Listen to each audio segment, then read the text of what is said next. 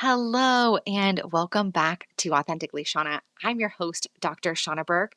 Today I am joined by Tanya Claire, who is an image consultant and a wardrobe stylist. Thanks so much for joining me. Welcome to the show. Thank you for having me. So before we started rolling, we were talking about what these words mean. So tell us, what is an image consultant and what is a wardrobe stylist? So, an image consultant, how I see it, is I'm working with my clients on building and branding their image, how they want to show up in this world. So, whether you're a business professional or a person in transition, so I say like moms that are possibly going back in the workforce or a college student going into the workforce, any type of transition, I'm working with you to figure out your personal style and how you want to brand yourself to the business world, because how you show up with clients really does affect the way that they see you or want to use you or feel that you are capable of handling whatever it is that they are requesting of you. A wardrobe stylist is that I'm building your wardrobe, basically styling it.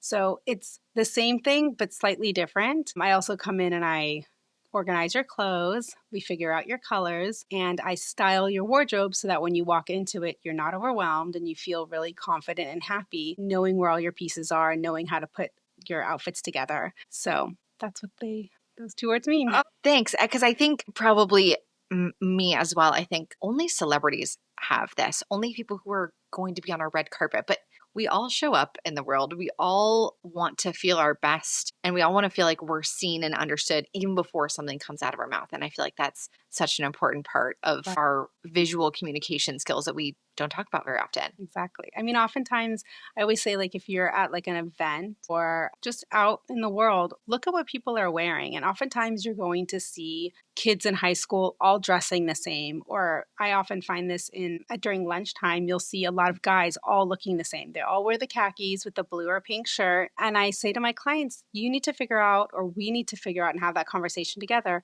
What is your personal style? How do you want to show up in the world? What parts of your body do you want to emphasize or de-emphasize? What is an element of your face or your hair that you want to show off? So building that wardrobe around how you really feel about yourself and emphasizing those aspects that you are really happy about really changes the way that you show up and the way that you look. And so finding your own personal brand is really, really important. It's not just about putting clothes on in the morning. I love that. I think that what we think we look like sometimes is not what we actually look like. I think what we're sometimes communicating by the way we're dressing, we don't even realize that that's a part of our story that we're telling. So I'm so glad we're chatting about this. And let's talk a little bit broad and then you can take it and make it very specific. So what are categories of a wardrobe and how do you help people delineate what needs to go in a wardrobe?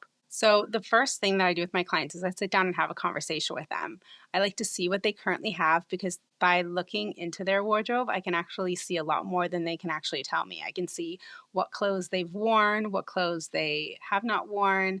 I can see what colors they pull for, what fabrics they tend to lean towards. So just seeing the wardrobe really helps. Once we've had that conversation of what their lifestyle looks like and what their daily activities are and what they need their wardrobe to do and how it needs to function for them, then we can figure out what works best. I think that this idea of a capsule wardrobe where everyone's got a white button-down shirt and a khaki raincoat, jeans, and a black pair of pants.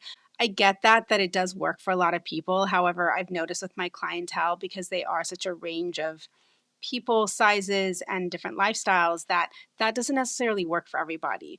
Depending on your body type too, sometimes you'll feel more comfortable in pants or jeans or a skirt or a dress, depending on what shape and size you are. And so all of these things are very personalized for my clients. I'm not the typical stylist where I have this like method that you have to follow. I know that kind of works for some people, but for me, I really sit down and personalize it for my client's lifestyle. And that's what sets me apart from other stylists. And when you're sitting down with someone, are you asking them, okay, how are we dressing you for work, for pleasure, for vacation? Like, what are sort of the things that like are common themes that are in most wardrobes? So many of my clients will hire me solely for their work wardrobe. They'll say, I just have enough or I've budgeted for my work wardrobe.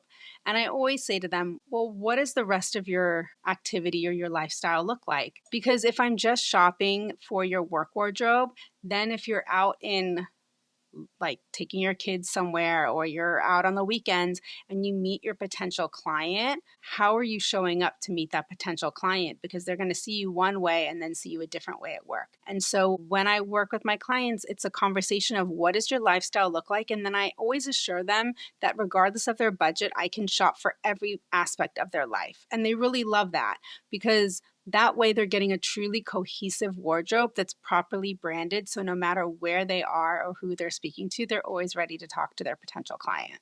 Let's talk about the idea of a brand, because I think at least, I'm coming into this portion of my life where I'm talking about a brand for myself. And I think most of us think, oh, that's something that's on a food label. That is something that is on a tech that we own. How are we a brand? What does that look like in our modern era? So I'll separate it for men and for women. So for men, oftentimes I say, and I'm sure you can imagine this in your head. I think it's like Bill Nye the Science Guy. I think he always wore bow ties, right? Yes. That's his personal brand. There are people that only wear suspenders, or you'll see that guy who wears the white button-down shirt that's, the buttons are kind of open down to the middle of his chest. He's maybe got a necklace on. He's got really cool cufflinks on, and a French cuff shirt. Like those are things that are branding someone. They're going to show up like that for like men, right? For women, there are women that only wear dresses. There are women that prefer to look more, do the menswear style. There are women that really love ruffles and bows and floral prints. So without knowing or not being conscious of it, we actually are branding ourselves every single day when we get dressed. And sometimes we're doing it right, or maybe it's working for us. And sometimes we're comfortable in what we think works, but there are ways to make it better and to really represent and present ourselves better in our environment. I want to ask a question going like even deeper into that. Do you think our brand changes over time? Like how often do we rebrand? Because we see businesses do that as well, right? You hear like, oh, this business is rebranding. You'll see a package that's different, and businesses do it all the time. They rebrand quite often. Like how often do you see people rebranding, and what does that sort of look like? So I love that question because it's really true. I've got clients that I've worked with since junior high, and to watch them grow and develop at each stage in our life, we need to reconsider what we're wearing and how we're showing up. And it also, I always say, dress for the job that you want, not the one you have. So again, in transition, so whether that's college to a job, we have a certain type of money, we have a certain type of level of job that we're going for, versus when you're in one position and you're now going to be like a partner or you're going to be the CEO. There's a different attire for that. Also, women that were working then become moms and then go back in the workforce. Our body changes. Therefore, the way we show up and the way we dress changes. I say to my clients when I work with you, your clothes are probably good for 5 years. Your style, the branding, whatever we've done is good for about 5 years. And they really like that because they've budgeted, and to them, they're going to hold on to their clothes for a lot longer than that. And at the same time, it's not about needing a whole new wardrobe at that point. It's about just buying those unique pieces that are going to elevate and maybe rebrand your wardrobe at the time. When I work with my clients, it's really important that we have a base of foundational pieces, and then that way we can bring in those unique pieces as the years go by so that it still looks fresh and that they're still wearing modern items, and it's not something that is, it's elevating their style. It's not dragging them down. Let's talk about how many pieces are generally in a wardrobe.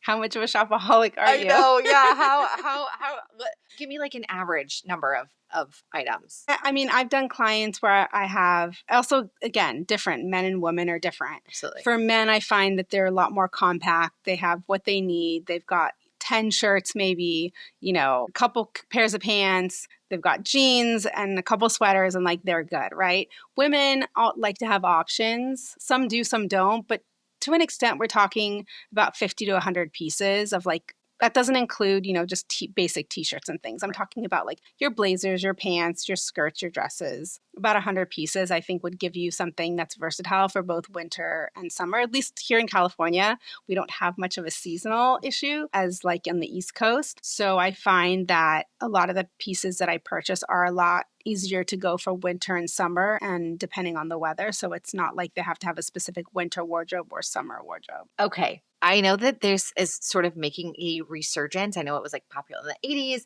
and I know it's kind of, at least I get ads on Instagram talking about like, what are your colors? What season are you? How do colors look on your skin tone and your hair? And let's talk about colors and what your theory on colors is. Yeah, colors are really, really important, especially when it comes to getting dressed and your makeup. As we said earlier, there's an aspect of it changing. So for women who dye their hair different colors depending on the season, they need to be mindful of what their makeup and what their clothing looks like because all of it needs to be cohesive.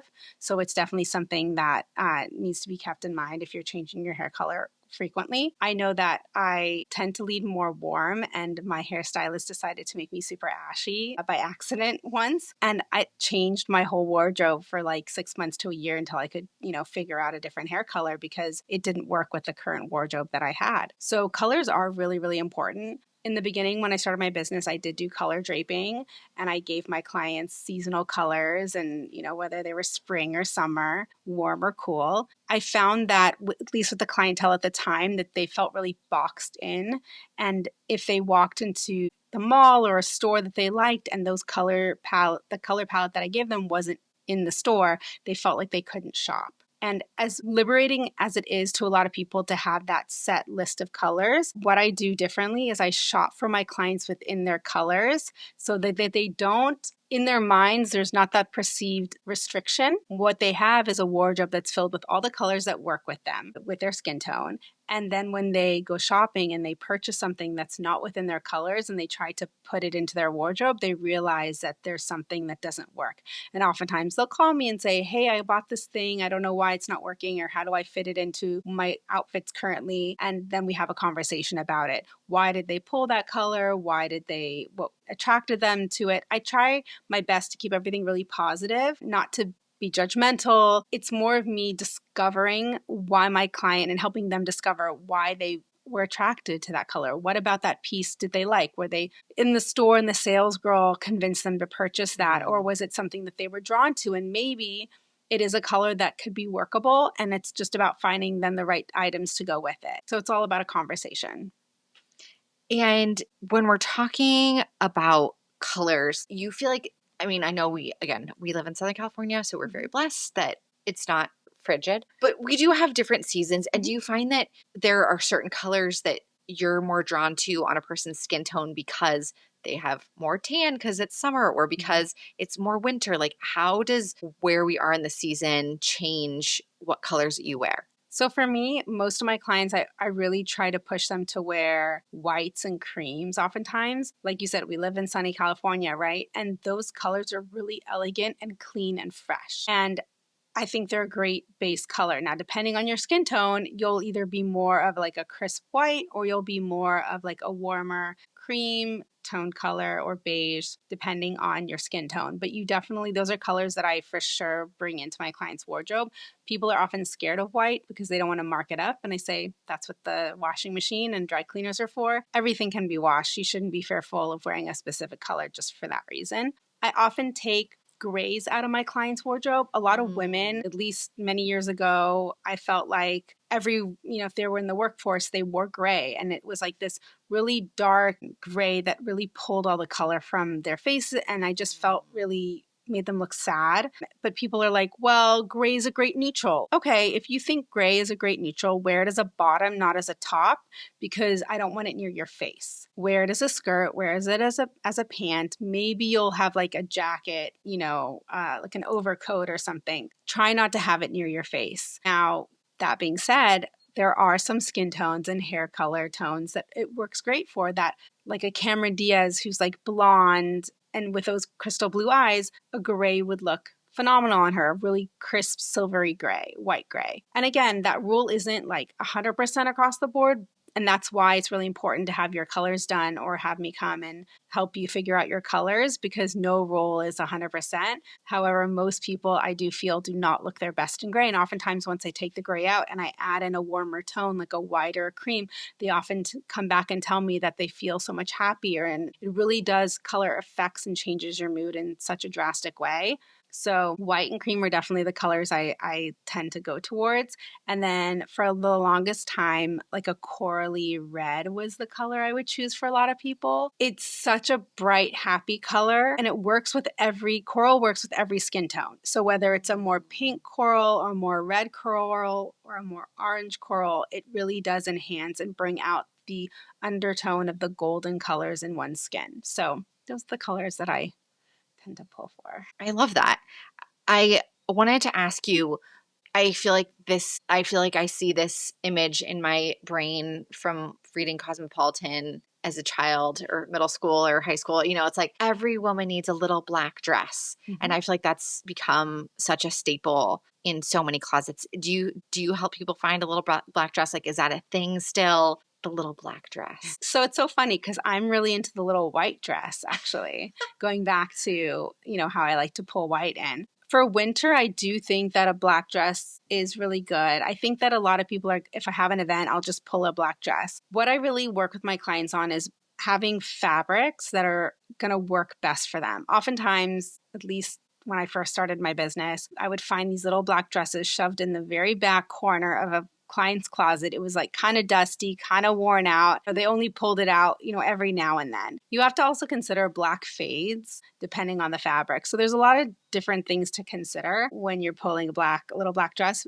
However, yes, a little black dress is always going to be classic. And again, it's more about the fit of it than anything else. And also when it comes back to color, there's warm blacks and cool blacks. And oftentimes we're wearing the wrong black for ourselves because most people just look at black and think it's all the same. To tie in with the other questions, color is really important, texture is really important, and fit is really important when you're looking for that little black dress. And I think if you can wear it different ways, whether that's putting a blouse underneath it and wearing it for work or dressing it up with jewelry for a night out or a date night out, there's different ways to really use a black dress. However, what I've seen, at least in the trends, is that people are trying to do that same thing with other solid colored outfits and not just black anymore. Let's talk about trends, because I feel like that's also another big topic when talking about a wardrobe is, do I need to be trendy? Like, what is a trend?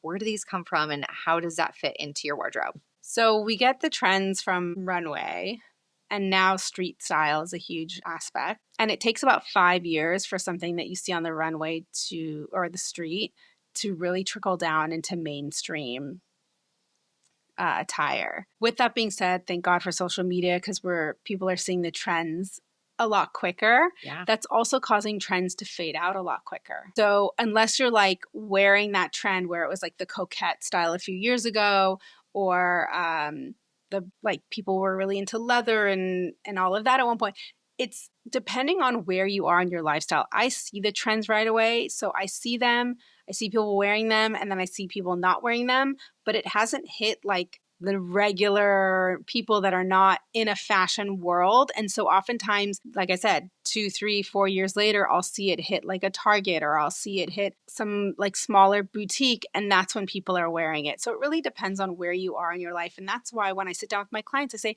what is your wardrobe? How do you want it to work for you? We spend a lot of time in our clothes. We spend a lot of money and thought putting our clothes together and our wardrobe together. And so I always say to my clients, I'm dressing you with your brand and your personality in mind, with a very classic foundation. And then you bring in those interesting pieces, whether it's something super trendy, which I don't always suggest, or something that's got a classic structure, but still has aspects of a trend. And as we see, I'm old enough now to say that trends from my childhood are coming back, right? Do we want to be wearing that Y2K style now? Or, you know what I'm saying? Like, I've been an 80s girl always, so I'm really happy the 80s is coming back. But I always say, like, not every trend is for every person. And that's why really having that conversation about what is your personal style and what do you feel most confident and comfortable in is why I have that conversation. Because a trend can come and go, but does that fit you? Does that fit who you you are, do you want to wear that? Of course, there's always going to be those model-esque girls who are going to be able to carry any trend. But I know personally for myself, I can't carry every trend, and that's okay. I'm very clear. I have my winter style, which is a lot more structured, and I have my like bohemian style for summer. And I've always played in those two places. And then now I've really, through thrifting and consignment, really loved the idea of wearing more vintage pieces and really loving the quality and the uniqueness of those items. And so it's okay to have those three, for me, those three styles, and you can change your style or the trendy pieces you wear depending on where you go. And I think that's the beauty of clothing. I think oftentimes we put ourselves into like, nope, this is where I'm comfortable and this is what I'm going to wear and I'm always going to be like this no matter where I go. Whereas clothes are really fun and you can have a lot of playtime in, okay, I'm going to this party and this event. Maybe I'll stretch my fashion choices and do something interesting for here. But maybe for work, I need to be more conservative. And so I'll wear this here. And that's okay too. And you don't have to fill your wardrobe with useless items either.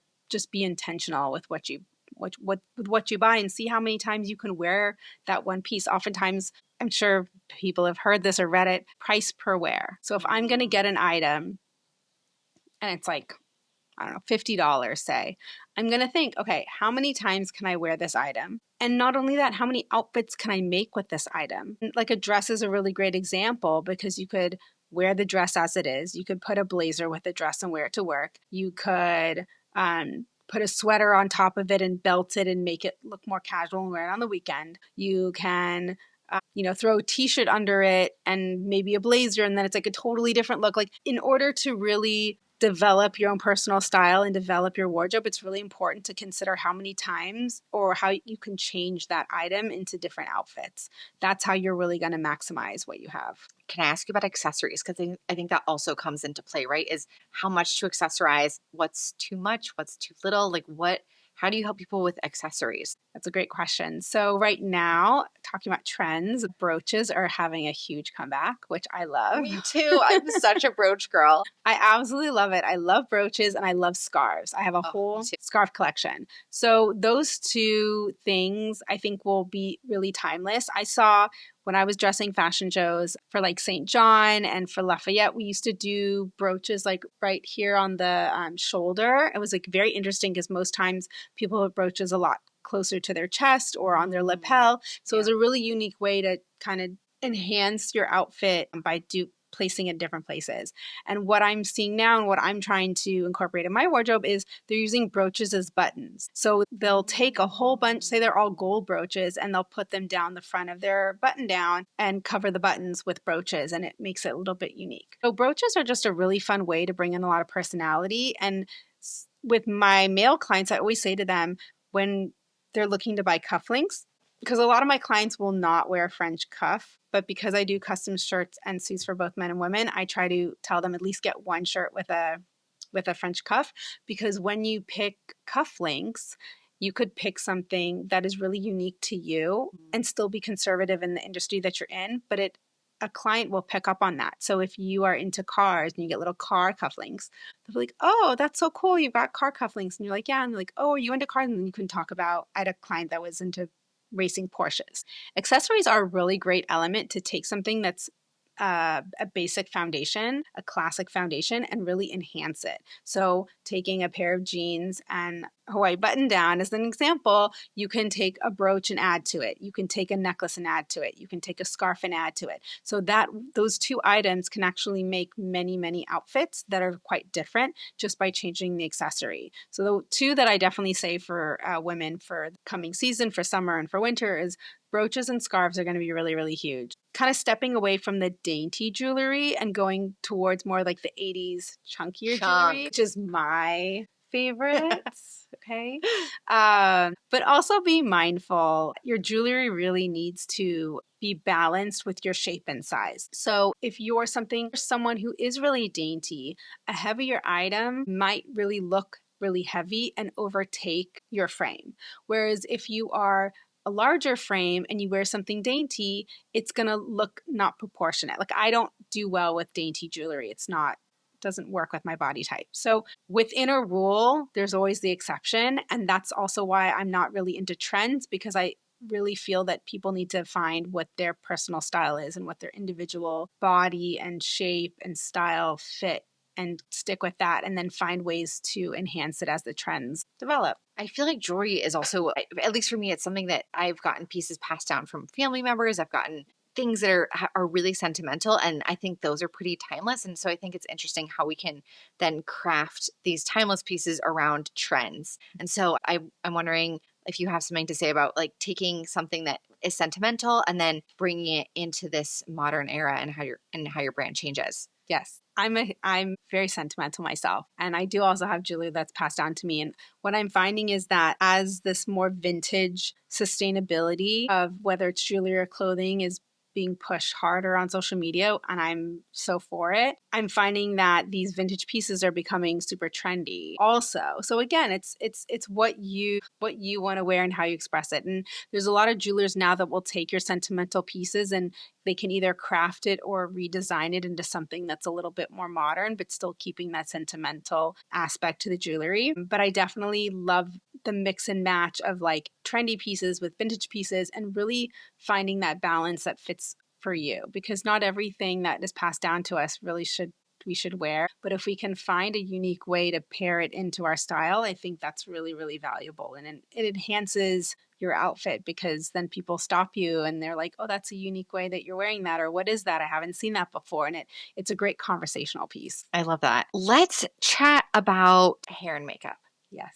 because I know that's a big part of how we show up in the world. And I feel like how you view that has changed over time. So let's talk about where you started and where you are now. So growing up, my mom really wanted me to be a little girl, so I wasn't really allowed to wear makeup for a really long time. I mean, girls in high school were showing up with the blue eyeshadow and all of that, and the concealer lips, and I wasn't allowed to partake in that. And in some ways, at the time, I thought that was unfair, but it actually has helped me in many, many ways, because it gave me an opportunity to see people wear certain makeup styles and make those mistakes and really kind of decide if that really works for me. Because, of course, in high school, we're trying to be like everybody else, and those trends just didn't work for me at all. Even though I would try them at home, but I couldn't wear it out.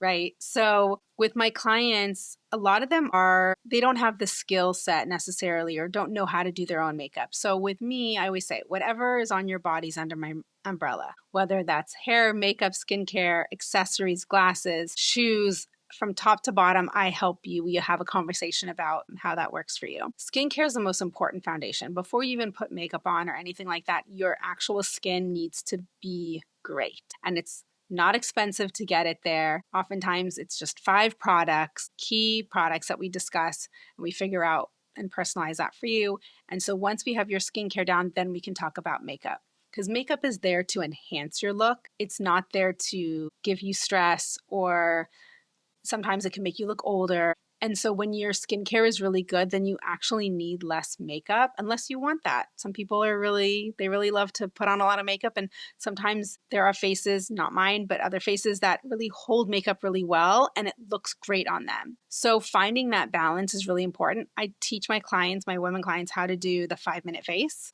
All you need is 5 minutes, some key products, and you're in and out of the house super quick. And if you were to ask me what they are, I would say enhance your eyes. I don't have eyebrows, but eyebrow pencil or whatever, or some sort of gel just to place them really nicely. And then oftentimes for face, I just do a tinted sunscreen. I love the Cooler brand. It's the cleanest, one of the cleaner brands on the market. And it just gives you a beautiful glow. And then if you want to like add more and you feel like, you've got the time to do that, blush, bronzer, you really, and some like tinted lip balm. At the end of the day, you want to highlight or enhance the features that you really like about yourself. And like I said, if your skin is really good, the makeup isn't as important, because I feel like we're just in a place right now in our society where less is more, and makeup is used more in a creative fashion to create like these very interesting looks. And if you're not in that camp, then it's just really good just to let your natural beauty shine through. When it comes to hair, it's so individual. I really feel that you need to wear it how you feel the most confident and comfortable. I like to wear my hair down, but every 5 minutes I'm touching it. So it's in a bun and then a bow, and then it's like, then I'm braiding it, then so I admire the women that like do their hair in the morning and it stays like that the whole day. I would one day like to be in that camp. I'm not. Rooting for you. Yeah. They like put it in a bun and it stays like that from the morning till the night. I'm like, that's very impressive. Or, you're seeing a lot of girls with like the pieces in the front. Like I have a sensory issue, so I can't have that. Like it has to be like away from my face. So there are trends. We went from having like the middle part for a really long time be trendy and not the side part. Now the side part is swinging back around because the 80s is coming, that whole styling in the 80s. So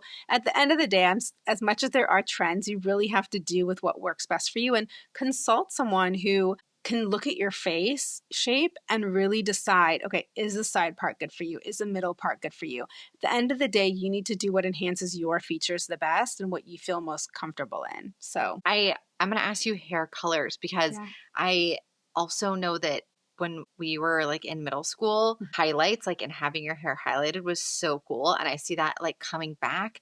And I bet that also changes what you can wear, right? Like how much undertone, how much tone you have in your hair, I bet also is a big player in what colors suit you. Like I said in the beginning, having your hair a certain color is going to change not only how you do your makeup, but what clothes you're going to wear, what colors you can wear. And what was really, really popular for a really long time was this ashy, almost, I don't know if you remember when the girls were dyeing their hair kind of like gray white almost. It worked for a group of people. It really can work for a certain skin tone color. Totally. It does not work for everyone. And I was a great example because I have tons of warmth in my hair and I have golden undertones. And when my hairstylist made me this like gray blonde highlighted, I aged myself by 10 years. My makeup had to be packed on. I had to wear certain colors and I literally could not veer from those few colors that I could wear because it just did not look good on me. And it took me years to grow it out. And I had a client that I just did her makeup this weekend and I was talking to her and I was like, your hair's actually looking better now. She goes, it took me 5 hairstylists to get to this point. They kept making her either super orangey or super ashy. She couldn't find that neutral ground. And it really does affect your confidence when your hair, which is oftentimes our crown, is not the right color and we don't feel super happy with it. And then we feel frustrated because we've gone and we've expressed ourselves to whichever hairstylist we've gone to and it just isn't getting fixed. Oftentimes at that point, I say, look, God gave you the natural color. Maybe just stick with that for a little bit. And oftentimes then once we figure out the clothing, then you realize maybe you don't need to have those highlights. You don't need to or we find the right hairstylist or whatever that is. So it's definitely trial and error, but your hair color makes a huge difference and impacts your wardrobe and your style a lot. Absolutely. I think it's so interesting. One of my roommates in college, she would dye her hair for different seasons. So she would she was blonde, but in summer she would go platinum and in winter she would go brown. And she had very different wardrobes because she could not wear there were different seasons. We're in California, but she had to wear very different colors. And she was like, oh, this is what I wear when I'm a brunette. And this is what I wear when I'm a blonde. And that's always stuck with me. I had always been brunette, so I had never thought about what it would be like to change. I was never allowed to dye my hair. So I would have never thought about what I would look like if I had a different hair color. So I think that's something that we also kind of forget in this modern era. It's very easy to change our hair color, that it also impacts what you're wearing. It definitely impacts what you're wearing. I find that we get, like you were saying, women tend to go more blonde in the summer and darker in the winter. They also like the bangs that come out in the winter for some reason. If we're talking trends, there was that trend to actually go orange. I don't know if you saw like that gingery color. In high school, I wanted to be ginger. I already lean more warm, but like I wanted to be that ginger. And then my mom had her hair like that beautiful cherry. I don't know if you remember that trend of like the cherry purpley. I wanted it so bad. I'm not the color tone for that hair color. I could cry as much as I wanted. I'm not that color tone. And again, do you want to be high maintenance or do you want to be low maintenance? I have decided I want to be low maintenance. So the less I do to change my hair color, the more wearable my wardrobe is because I don't have to change it. If you are someone that likes to play with hair color, great. Let's figure out what kind of wardrobe you need for that. And then that's something you can play with too. I think it's just a matter of deciding first, are you going to be changing your hair color often or are you not? Because that's going to impact how much clothing you need, what kind of clothes you need, what kind of colors are going to work with you, depending on those choices. So, I yeah. love that. I think this is a great conversation because I think it's something that most of us don't even think about. We're just like, oh, I'm going to go get my hair done and it's going to wind up a color and say la vie. Let's talk about where you go shopping. Where should we shop? Tell us all the secrets. It's my favorite question because I get that question asked more times than I can tell you.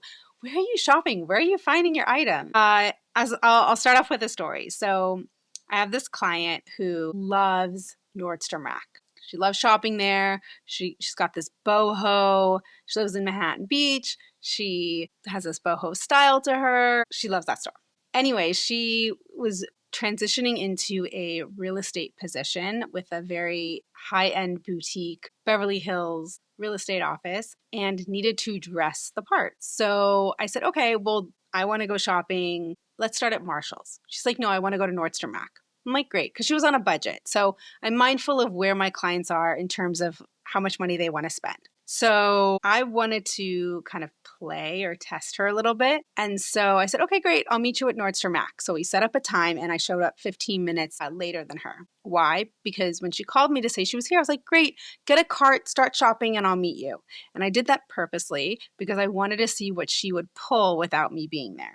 So I get there, she has a whole cart full of clothes. I'm like, great, I have a cart. I'm going to go look over here. Why don't you just keep shopping and then we'll get together? And this isn't how I always work with all my clients, but with this specific client, this is what I did with her because I was trying to prove a point to her. So we shopped separately. We came together. We got a couple of things and then we went into the wardrobe, into the dressing room. And she starts pulling her items and trying them on. Very much to her style. She knows her personal style. She, got a couple of things. Some of them were more elevated for this new role she was, putting herself into. And then I showed her my things and she's like, wait, where did you find this? I didn't see that. Oh my God, that's so great. And it just one thing after another. And I said to her, when people ask me where I shop because they think they can go shopping at the same store and pull those same items, it doesn't work like that. That's why I don't like to share the stores that I go to because it's not about the store. It's about the vision and what I see when I'm shopping. So in the end, and then we went to Marshall's and then she said to me, why didn't we come here first? And I was like, exactly. I tried to tell you. Exactly. So it's not always about the specific stores. It's about knowing what I'm looking for. And that doesn't mean that I necessarily go in with, okay, here's my plan of attack. I'm going to get a white blazer and I'm going to get, black pants. And I go in with a mind of my clients and their style. And then I allow whatever pieces to come to me or things that I see to develop.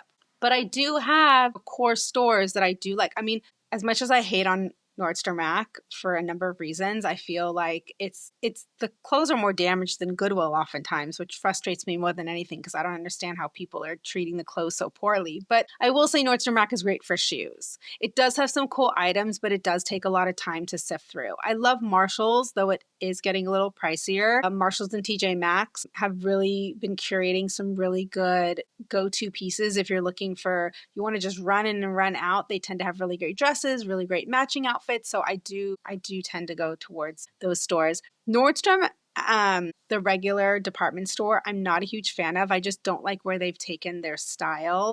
I get that we're in a more casual environment these days, but we're in a much different place now than we were, especially before COVID, in the way that we dress and show up. And there's so many more small businesses, boutique stores that are doing a much better job curating outfits and styles than the huge department stores anymore. I used to be a huge Macy's shopper. And it's still in a lot of ways my go-to for a lot of my business clients. And they do have a wider range of clothing. But if you really want to know, I'm a huge consignment, and I wouldn't say thrifting because I think there's a negative connotation to that, but I'm looking for and creating a curated wardrobe for my clients these days.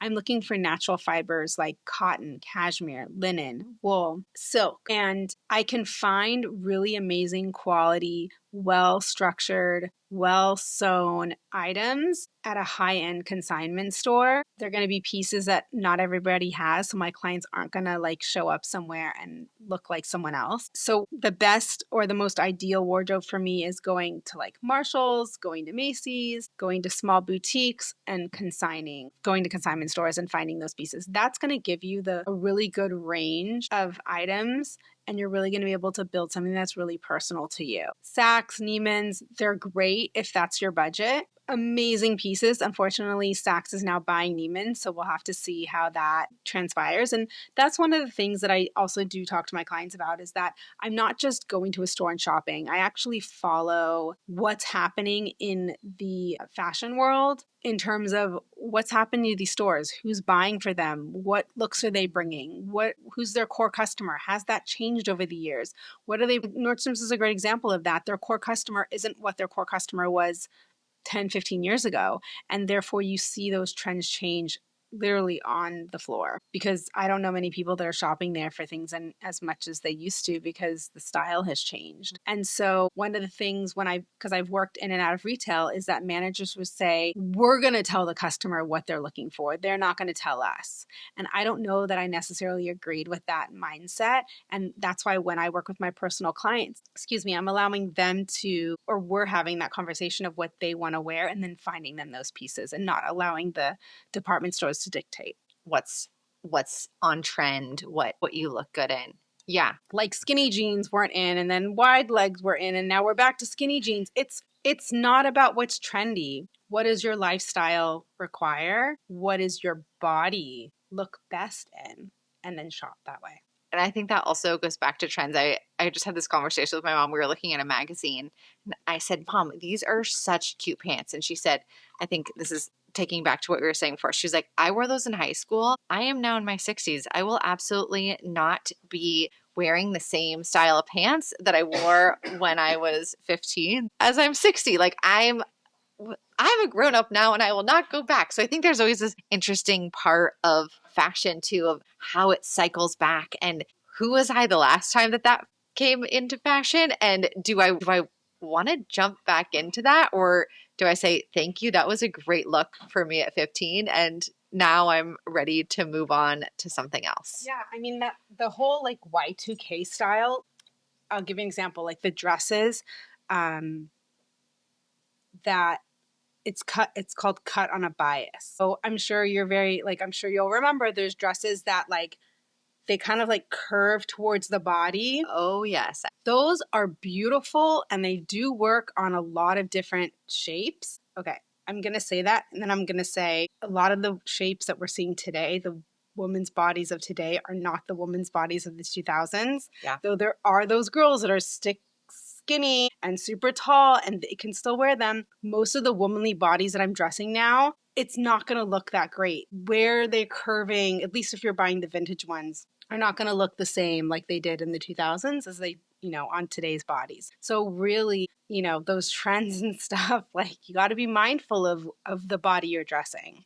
And who you are in this season of life. Okay. Is there anything that I haven't asked you that you wanted to chat about? To some extent, I want to just share with your audience that sustainability in the fashion world is really important. I don't know if people are aware of how much clothing the fast fashion world has created. When we grew up in the 80s, clothing wasn't made as quickly as it is made today.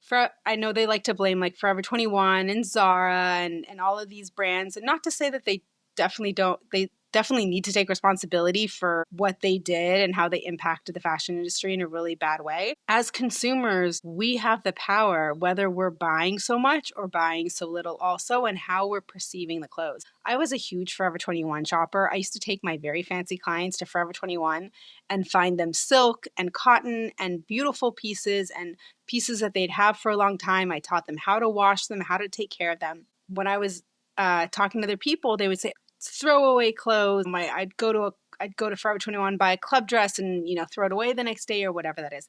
As a society, we need to be mindful of why we're purchasing something and what we're doing with that afterwards. The world is suffering because America is one of the largest countries that purchase the most amount of clothes, and we don't hold on to them very long. And so now there's all these companies that have come around, that you're either reselling it on Poshmark or Depop or Vinted. There's a whole bunch of like reseller sites. But if you're someone like me who's on those sites all the time looking for either clients or just looking up and doing research on different things, you're seeing the same item multiple times because there's just so much of it. The market's so completely oversaturated. And that is also why I like to either go sourcing at high-end consignment stores or different places where items have only been worn a few times, and then you can purchase them for a lot less. And so within that sustainability aspect, I really talk to my clients about, okay, a lot of them now won't wear polyester or any type of synthetic materials. They really appreciate the difference of wearing natural fibers, because not only does natural fibers increase your vibrancy and your health and your immunity, it feels better on the body. And we just got so conditioned to wear all this polyester and rayon and synthetic fibers. Like Lululemon, I won't wear any athleisure. I just stay away from it. And now it's coming out that it has PFAS in it, the forever chemicals, and because the polyester, when you sweat, your body's reabsorbing all the toxins that you're sweating out of your body. And then when I go to the gym and these girls are coming into the sauna fully clothed in their polyester clothes, I'm like, what are you doing? Please don't do that. And then I have to smell that too. Like we have the power to change a lot of things in our world. We as consumers have the power to really change the fashion world with where we spend our money and how we spend our money. And there are some amazing small brands that are doing a great job. Pact, I know, is 100% cotton. Quince that does like silk. There's a company that's doing like finding cashmere sweaters, and you can buy secondhand cashmere sweater. Like there are places if you really take the time to look, and if you want, you're welcome to reach out to me. I'm happy to share, where you can find these companies, because some of them I can't remember off the top of my head, but there are companies that are really doing a great job to be more sustainable. And I always say to clients, as a rule, especially if you're changing weights, dress the largest side of your body. So if your shoulders are the largest part or your hips are the largest part, you fit that first, and then you get a really good tailor and you tailor in the rest of the item. And that way you're really enhancing your wardrobe, because fit is the most important reason why we like our clothes or why we don't. And so if you become best friends with your tailor, because I don't know very many people that actually fit off the rack clothing so well, unless you're like a model, you really want to be mindful of your shape. And so just a little change here and there with the way something fits you is really going to enhance whether you like that item or not, or if you feel confident in that item or not. So always dress with the largest part of you in mind, and then tailor in. And you can find, beautiful, really, really beautiful natural fiber items. Don't have to look too hard. And a lot of companies are starting to take that swing, because it's not only damaging to our bodies, it's damaging to our planet. Like I see Zara pump out so many jeans, and it hurts my soul because the dyes and the chemicals that they use to create those jeans, and we're wearing them once or twice and not holding on to them very long, and then thinking we're being so great by sending them to like a Goodwill or something like that. We're not, because in the process, other countries are damaging their water supply because we're buying these overly dyed items or heavily treated with different chemicals. So I've transitioned my business to be a little bit more educational and sustainable with my clients by sharing that information with them. Of course, it depends on who I'm dressing, because I do have people that don't have time and don't care. As long as the clothes show up at their door and they fit them, they're very happy. Just in general, I'm just more mindful of that. And I think that I know it's a lot on social media, but those who aren't on social media may not know these tips and these things that I'm sharing. But there's great documentaries that you can watch on streaming that will help educate you if you care to be mindful when you shop, to not wear or purchase polyester if possible. I will say, wearing linen and cotton, my mom and I always fight because my stuff's always wrinkled, and I try really hard to like iron it and steam it beforehand. But that's also the beauty of those fibers. And there's something to say about the way that those like cotton and linen lay on the body that's different than polyester. I mean, I really do like that polyester most of the time does look clean and crisp. And there is that aspect of it. And there's also a time and place for everything. But if your first layer or your base layer can be a natural fiber, I would try that first. Thank you so much. I feel like that's, again, I don't hear these conversations in that stream very often. So thank you so much for sharing. Yeah. Tell us, how can people work with you? How can people find you? Yeah. So I'm on Instagram at Tanya Claire. So TanyAClaire. I'll link it in the show notes. Perfect. And I'm on LinkedIn as Tanya Claire and Facebook as Tanya Claire. So I've tried to keep everything fairly consistent, and I'm going to start a Substack soon. So look out for that. Amazing. Yeah, I want to be able to share all this knowledge, not just with my clients, but with people. And I'm working on finding a way to make it authentic in my own way. So welcome to the club. Thank you so much for joining us. Thank you for having me. You've been listening to Authentically Shawna with Dr. Shawna Burke. The information contained in this podcast is provided for information purposes only. Opinions of guests are their own, and this podcast does not endorse or accept responsibility for statements made by guests. Thanks, and we'll see you next week.